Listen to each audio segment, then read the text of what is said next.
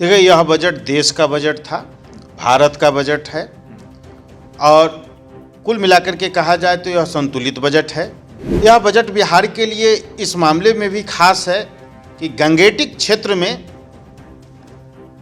Natural farming के तहत किसानों के लिए विशेष प्रावधान किया गया है। बिहार में जो पर्वतीय क्षेत्र हैं जो अंतर्राष्ट्रीय सीमा से जुड़े हुए हैं, उन इलाकों का भी अंतर्राष्ट्रीय स्तर पर इसकी सुरक्षा होगी। नमस्कार, द इंडिया टॉप देख रहे हैं आप और मेरा नाम शशांक पांडे है। आज आम बजट पेश किया गया और इसको लेकर बिहार को बहुत उम्मीद थी बजट से, लेकिन बिहार को क्या कुछ मिला है, इस पर बात करने के लिए जदयू के प्रवक्ता अरविंद निषाद जी हमारे साथ है। आम बजट से बिहार को कितना फायदा हुआ? देखिए, यह बजट देश का बजट था, भारत का बजट है और कुल मिलाकर के कहा जाए तो यह संतुलित बजट है। हमारे आदरणीय नेता मुख्यमंत्री नीतीश कुमार जी ने इसे संतुलित बजट बताया है। यह बजट बिहार के लिए इस मामले में भी खास है कि गंगेटिक क्षेत्र में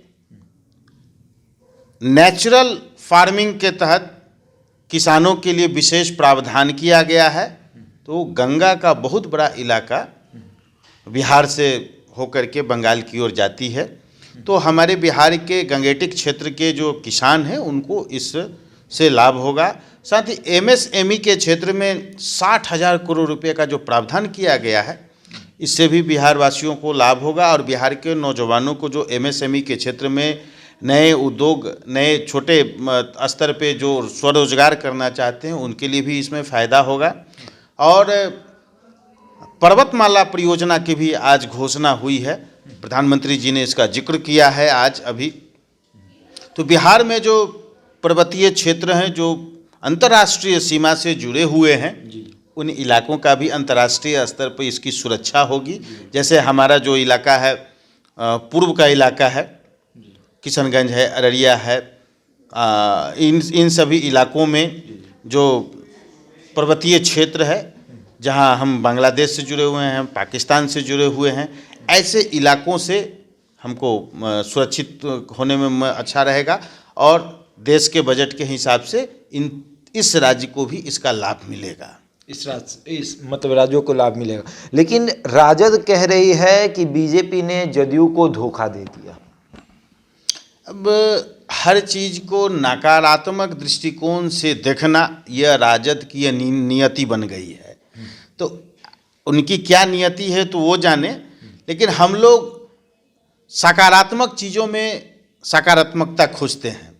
हम लोगों की उम्मीद थी कि इस बजट में बिहार के लिए खास हो, जैसा कि हमारी पार्टी और हमारे नेता नीतीश कुमार जी, राष्ट्रीय अध्यक्ष ललन सिंह जी बिहार को विशेष राज्य के दर्जा के लिए लगातार मांग और अभियान चला रहे थे। तो हमें उम्मीद थी कि इस बजट सेशन में ही, आज के बजट में बिहार को विशेष राज्य का दर्जा का प्रावधान किया जाता, ऐसी कोई बातें कही जाती, लेकिन ऐसा तो हुआ नहीं। लेकिन हम अपनी मांग को तो नहीं छोड़ रहे हैं।